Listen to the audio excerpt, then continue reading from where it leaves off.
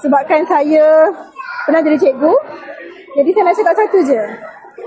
Cintailah perpustakaan, pergilah ke perpustakaan dan mulalah membaca.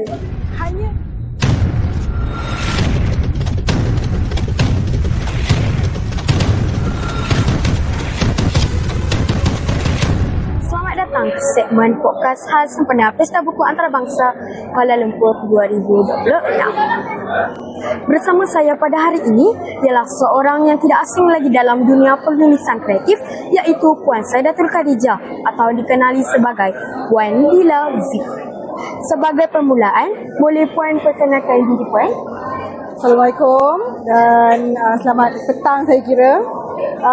Nama saya Saidatul Khadijah, tapi dalam industri buku dikenali sebagai Lila V lah. Saya merupakan penerbit, penulis dan juga pengasas kepada rumah penerbitan Manis Works yang bertapak di Seremban, dan saya juga merupakan seorang guru sebelum ini, berkhidmat sebagai guru selama 9 tahun.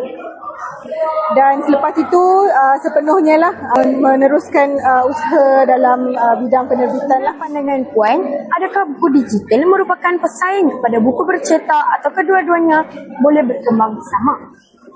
Pada saya, ianya bukan satu persaingan dan ia benar, ia boleh berkembang bersama kerana pada masa ini kita mungkin mengalami satu kepesatan teknologi, tetapi untuk pembaca, mereka sebenarnya lebih gemar membaca bahan bercetak. Dan bahan digital itu adalah sebagai penyokong atau penguat, dan pada masa ini kebanyakan pembaca boleh konsum dua-dua.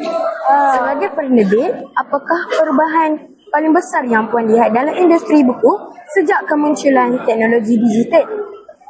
Pada saya adalah akses yang lebih mudah pada bahan bacaan dan juga sebaran yang lebih luas pada umum lah, pada masyarakat umum tentang dunia buku. Anak kecil pada hari ini ataupun orang kata generasi muda, Gen Z, Gen Alpha, they are very familiar with orang kata teknologi, kan? So bila dia familiar, apa yang dia baca, apa yang dia suka, dia akan kongsi. Dia mahu semua orang tahu, oh, buku ni best, bacalah. You all kena baca kerana ini. Bagaimana buku boleh membantu membentuk khasiat dan nilai dalam kalangan kanak-kanak?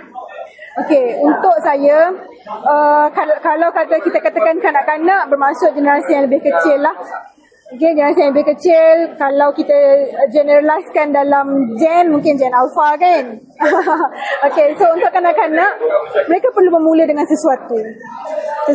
Sekecil-kecil buku ABC, okay, ataupun buku cerita kanak-kanak yang berwarna, yang berilustrasi, ataupun kalau mereka konsum daripada bahan digital, mereka tetap perlu mula suka membaca. Sebagai seorang yang terlibat dalam dunia buku dan penerbitan, apakah pesanan dan harapan Puan kepada murid sekolah agar terus mencintai budaya membaca?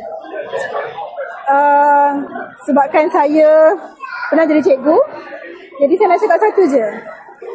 Cintailah perpustakaan, pergilah ke perpustakaan dan mulalah membaca.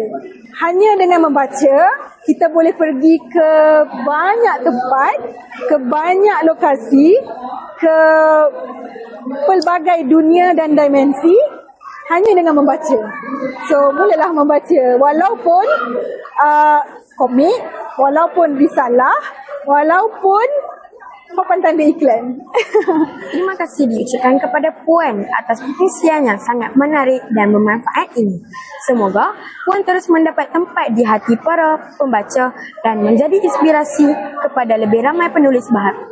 Pada semuanya hadir di Pesta Buku Antarabangsa Kuala Lumpur 2026, jangan lepaskan peluang untuk mendapatkan hasil karya beliau. Saya akhiri sesi podcast ini dengan terima kasih dan jumpa lagi.